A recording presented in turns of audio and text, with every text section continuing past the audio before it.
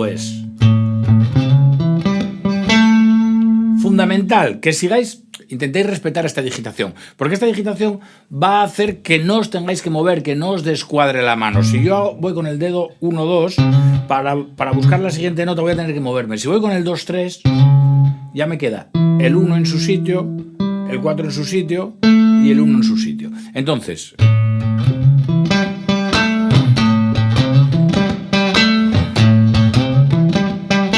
¿Veis el ritmo? Lo hago muy despacio.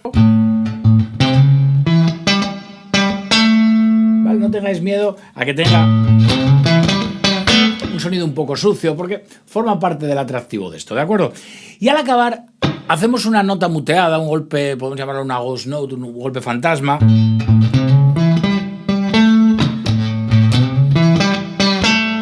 Para que tenga un poco más de empuje rítmico, por decirlo de alguna manera.